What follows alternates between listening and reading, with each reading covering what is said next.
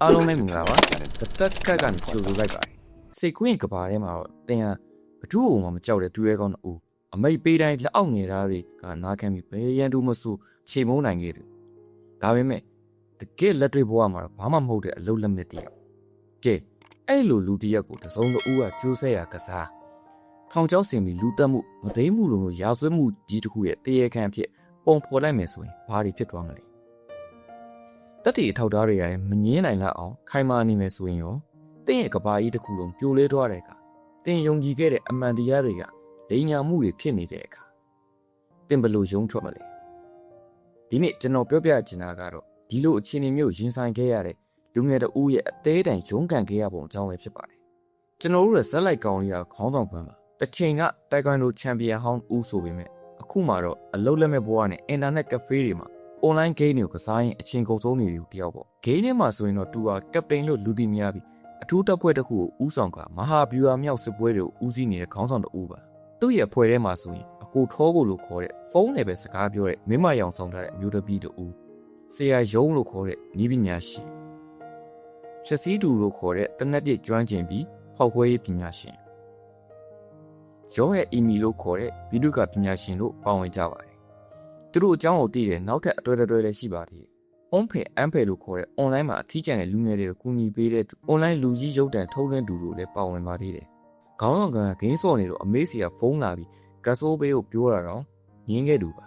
။တနေ့မှာတော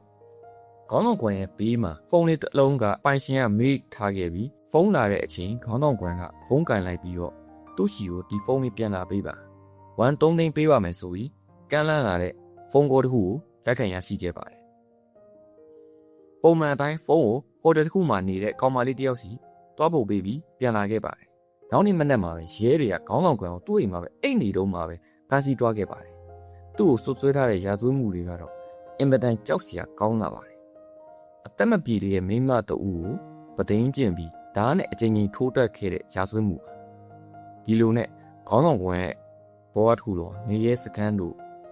စတင်ပြောင်းလဲတော့ပါတော့တယ်။ခေါင်းဆောင်ကွန်ကိုဖမ်းဆီးပြီးတဲ့နောက်သူ့အပေါ်ဆွဲချက်တင်မှုအတွက်တပ်တွေအထောက်သားတွေဟာအမခန့်လက်အောင်ပြည့်စုံနေပါတယ်။ရာဇဝတ်မှုဖြစ်ပွားရာနေရာမှာသူ့ရဲ့လက်ပွေရတယ်။ DNA နမူနာတွေ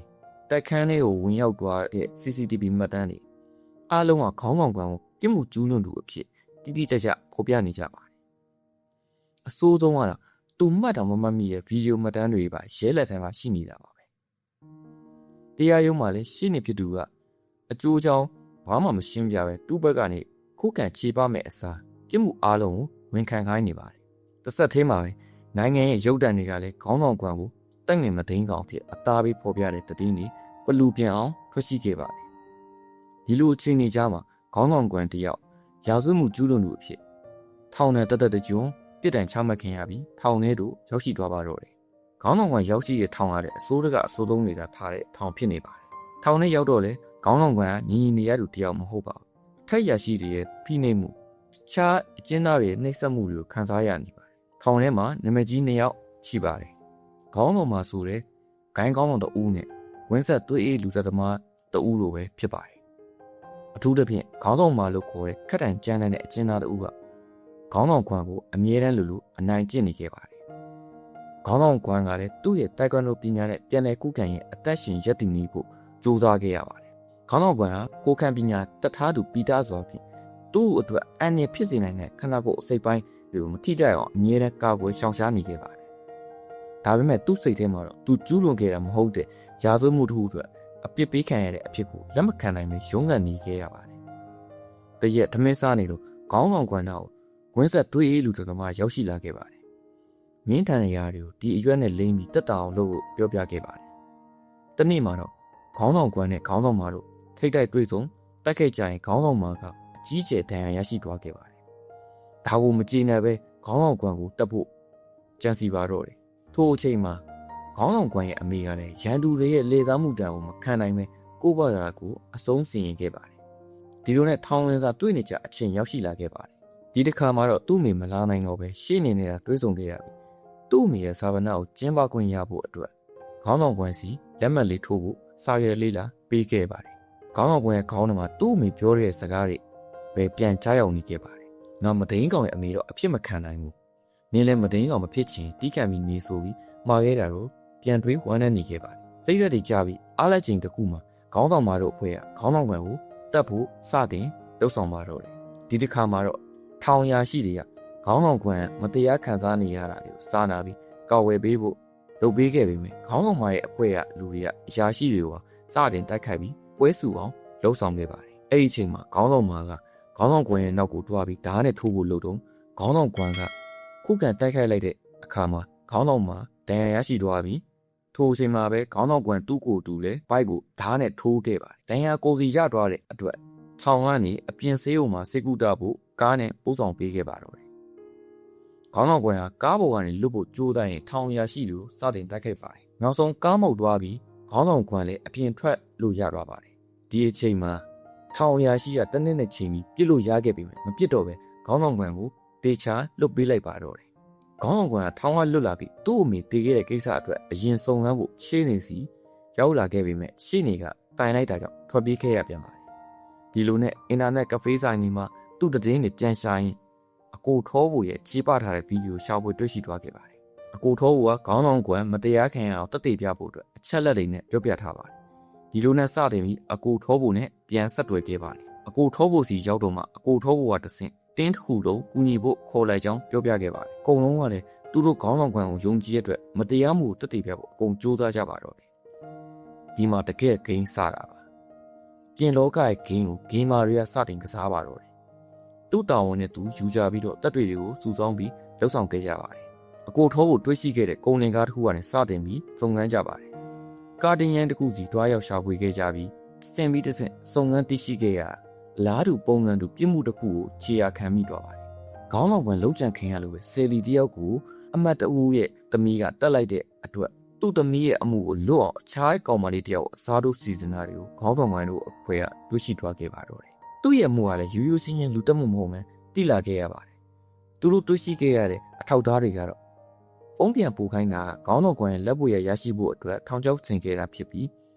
တိတ်ဆုံးခဲ့တယ်လို့မှုဖွင့်ထားတဲ့မင်းကလေးကဘာမှတမ်းမှမရှိပဲပျောက်ဆုံးနေတဲ့တစေတယောက်လိုဖြစ်နေပါတယ်အဲ့ဒီကနေဆက်လက်စုံစမ်းခဲ့တဲ့အခါမှာတော့အမောင်တဲကနေပြီးရာဇဝတ်မှုတွေကိုဖန်တီးပေးတဲ့လှုပ်ဝက်အဖွဲ့အစည်းတစ်ခုကိုတွေ့ရှိသွားခဲ့ပါတယ်ဒီအဖွဲ့အစည်းကိုဥဆောင်နေသူကတော့ရှေ့နေတူပ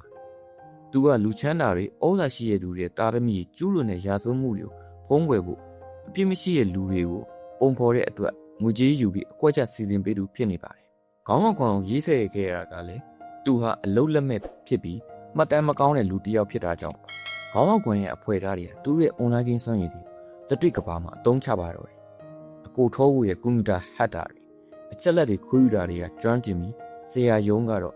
ဤပညာပစ္စည်းကိရိယာတွေကိုပြုပြင်မွမ်းမံပြီးစုံစမ်းထောက်လှမ်းဖို့အသုံးပြုခဲ့ကြပါတယ်ချက်စီးသူကတော့သူ့ရဲ့စနိုက်ပါပစ်စွမ်းရည်နဲ့တိကျတဲ့ view တွေအသုံးချပြီးအဖွဲ့ကိုကူညီခဲ့ပါတယ်သူတို့ကရှင်းနေရဲ့လှုပ်ဆောင်ပုံတွေကိုအသေးစိတ်စုံစမ်းထောက်လှမ်းခဲ့ရမှာသူဟာတရားခံအစ်စ်ကိုဖုံးကွယ်ဖို့အတွက်လူစားတို့လဲလှယ်ခြင်းခင်မီတဲ့ deep fake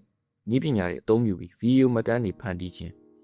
အတန်ကိုပြောင်းလဲအသုံးပြုခြင်းနောက်ပြီးတက်တဲ့အထောက်အတူတွေကိုတိတိကျကျဖန်တီးခြင်းတို့လှုပ်ဆောင်နေတာတွေ့ရှိခဲ့ရပါတယ်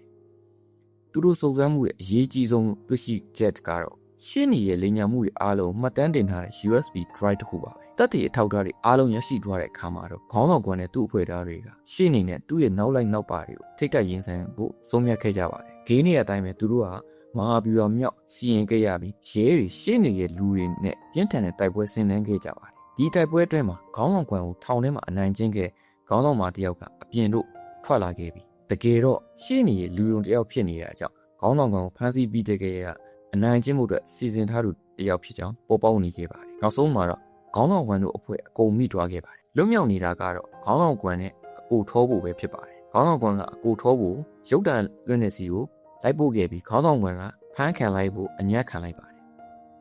ပြီးပါပြီလို့မထင်လိုက်ပါနဲ့ဗျာဆယ်လီတယောက်ရဲ့လူတက်မှုကိုလည်းရှေ့နေရတဲ့တဆင့်လူစားထိုးတာတွေကိုခေါင်းဆောင်ကွယ်တို့ကအမတ်ကြီးရဲ့သမီးကိုပဲပြန်လဲထားပြီးသူတို့ရဲ့ဆက်အတိုင်းဝင်ကခိုင်းလိုက်ပါတော့တယ်ခေါင်းဆောင်ကွယ်တို့ကသူတို့ရဲ့နီးပညာစွမ်းရည်တွေကိုအသုံးပြုပြီးရှေ့နေရဲ့လိညာမှုအားလုံးရုပ်တံတိုင်းတစ်ခုကနေအွန်ဖေအန်ဖေတို့အကူအညီနဲ့ဓာတ်ရိုက်ထွန်းလွှင့်ပြီးဖော်ထုတ်ခဲ့ကြပါရှေ့နေရဲ့ဇာတ်ကြောင်းတွေသူလုပ်ခဲ့တဲ့မြအကုန်မျိုးသူလုပ်ခဲ့တဲ့အတိုင်းရုပ်တံလိုင်းရိုင်းဓာတ်ရိုက် ဖော်ပြနေကြပါတယ်ရှင်းနေရသူကျူးလွန်ခဲ့တဲ့ရာဇဝတ်မှုတွေအတွက်ဖမ်းဆီးခံခဲ့ရပြီးခေါင်းဆောင်ဝင်တယောက်အပြစ်ကနေလွတ်မြောက်ခဲ့ရပါတယ်သူ့ဘဝတစ်ခုလုံးပြောင်းလဲစေခဲ့တဲ့ဒီမတရားမှုကြီးဟာအဆုံးသတ်သွားခဲ့ပါပြီသူ့ကိုကူညီခဲ့တဲ့ online game ဖွဲ့သားတွေရတယ်သူတို့ရဲ့ game တွေကစွမ်းဆောင်ရည်တွေတကယ်လက်တွေ့ဘဝမှာတုံးချပြီးအမှန်တရားဖော်ထုတ်နိုင်တဲ့အတွက်ဂုဏ်ယူဝမ်းမြောက်ခဲ့ကြပါတယ်သူတို့က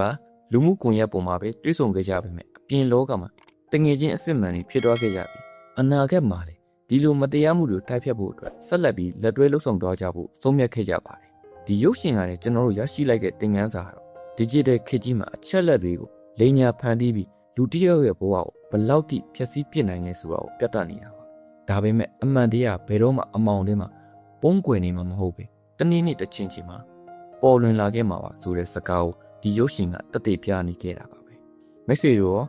ဒီစကားကိုကြည့်ဘယ်လိုခံစားရလဲကိုမမဆွေးနွေးပေးခဲ့ကြပါဦးနောက်ထပ်စိတ်ဝင်စားစရာစကားတွေနဲ့တူပြန်လာခဲ့ပါမယ်ဘိုင်ဘိုင်